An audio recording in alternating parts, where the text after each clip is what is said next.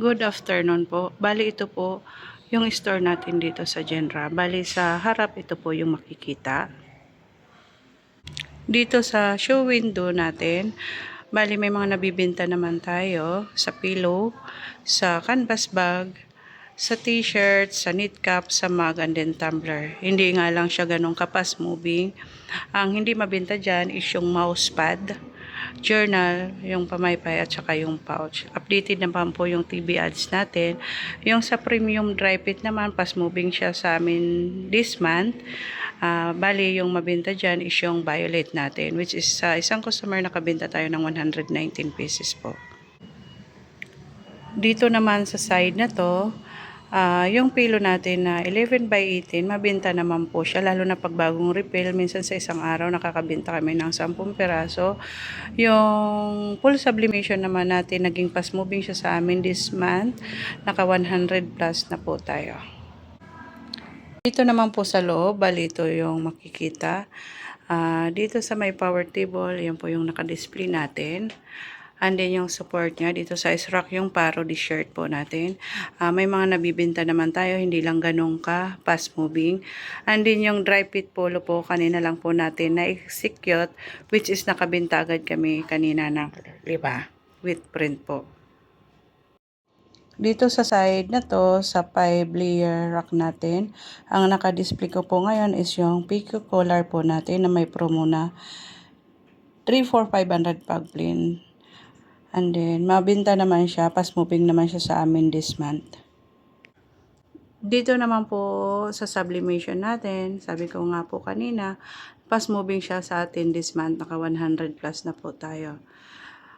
Dito naman po sa bestseller natin, may mga nabibenta naman po kami ng Women's Month design. Bali naka 100 plus na kami, kasama doon sa may premium dry fit po natin.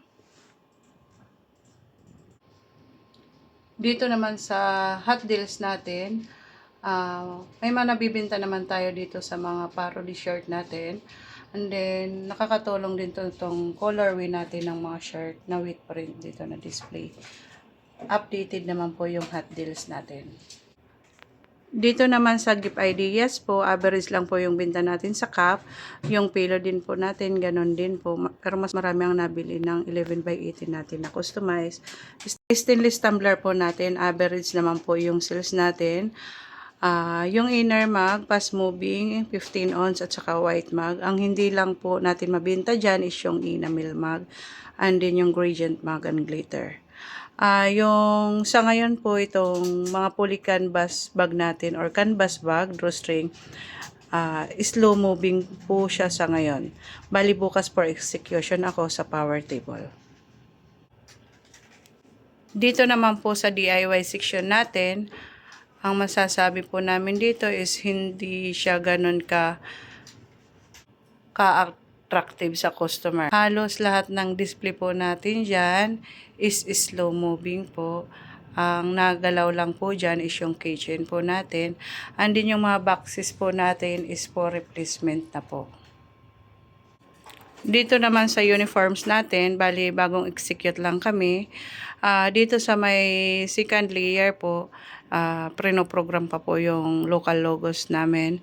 And then dito naman sa long sleeve with reflectorize, may waiting na lang po ako ng approval. Agad po tayo nakakuha ng benta dyan na 100 peraso.